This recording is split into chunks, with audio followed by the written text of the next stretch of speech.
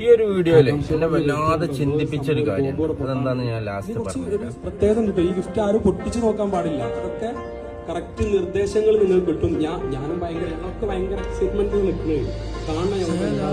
എങ്ങനെ പറയുന്നത് എനിക്കറിയില്ല. കാരണം എന്റെ ഫാമിലിയിലുള്ള മൂത്ത പെങ്ങളെ ഞാൻ രീതിയിലേക്ക് വിളിക്കാണ്. രണ്ടാമത്തെ പെങ്ങള് ഇന്ന് ജീവിച്ചിട്ടില്ല.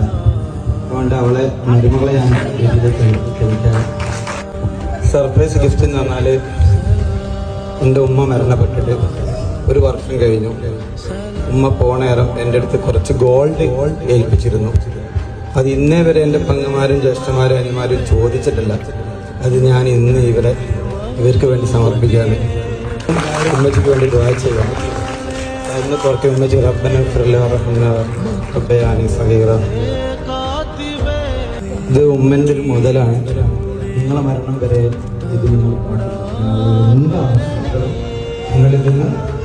മകളുടെ കല്യാണ ദിവസം ഒരു ജ്യേഷ്ഠൻ സ്വന്തം പെങ്ങന്മാർക്ക് കുറച്ച് സർപ്രൈസ് ഗിഫ്റ്റ് കൊടുക്കുകയാണ്. ഗിഫ്റ്റ് എന്താന്ന് വെച്ചാല് അവരുടെ ഉമ്മാന്റെ കുറച്ച് ഗോൾഡാണ്.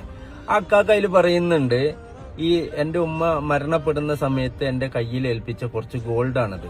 ഇതെന്റെ ജ്യേഷ്ഠന്മാരോ പെങ്ങന്മാരോ ഇതുവരെ എന്നോട് ചോദിച്ചിട്ടില്ലാന്ന്. എന്നെ സ്ട്രൈക്ക് ചെയ്ത വാക്കതാണ്. ഒരു തുണ്ട് ഭൂമിക്ക് വേണ്ടിയിട്ട് സ്വന്തം കൂടപ്പറപ്പിനെ പറയാൻ പാടില്ലാത്ത വാക്കുകളും അല്ലെങ്കിൽ വെട്ടിക്കൊല്ലാൻ പോലും മനസ്സുണ്ടാവുന്ന ആളുകൾക്കിടയിലാണ് ഇങ്ങനെ ഒരു കാര്യമുള്ളത്.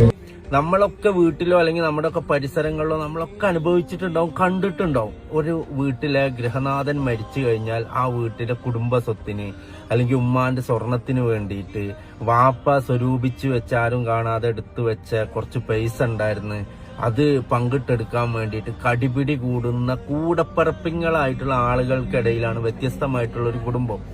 നിങ്ങളുടെ കുടുംബം ഉണ്ടല്ലോ, എനിക്ക് ഏറ്റവും സന്തോഷം തോന്നിയൊരു കാര്യം എന്താന്ന് വെച്ചാൽ, നിങ്ങൾ ആ സ്വർണം എന്താ ചെയ്തെന്ന് ജ്യേഷ്ഠനോട് ഒരിക്കൽ പോലും ചോദിച്ചില്ല എന്ന് ജ്യേഷ്ഠൻ പറയുന്നുണ്ടോ. വലിയൊരു വാക്കാണത്. അത് ചെറിയൊരു കാര്യമല്ല. കാരണം ഈ സമകാലിക കാലഘട്ടത്തിൽ അത് വലിയൊരു വാക്കാണ്. നിങ്ങൾ വലിയൊരു മാതൃകയാണ്. ഈ സമകാലിക കുടുംബ കലഹങ്ങൾ നടത്തുന്ന കുടുംബങ്ങൾക്ക് നിങ്ങൾ വലിയൊരു മാതൃകയാണ്. നിങ്ങളിൽ നിന്ന് ഒരുപാട് പഠിക്കാനുണ്ട്. ആ വാക്കിൽ നിന്ന് ഒരുപാട് പഠിക്കാനുണ്ട്. എനിക്ക് ഈ ഒരു 3 മിനിറ്റിന്റെ ഉള്ളിൽ അല്ലെങ്കിൽ 2 മിനിറ്റിന്റെ ഉള്ളിൽ പറഞ്ഞു തീരാൻ കഴിയാത്ത, വ്യാഖ്യാനിക്കാൻ കഴിയാത്ത വിധം നിങ്ങളുടെ കുടുംബത്തിൽ നിന്ന് പല കുടുംബങ്ങളും പലതും പഠിക്കാനുണ്ട് എന്ന് വലിയൊരു സത്യമാണ്. നിങ്ങളെല്ലാവർക്കും ഒരു മാതൃകയാവട്ടെ.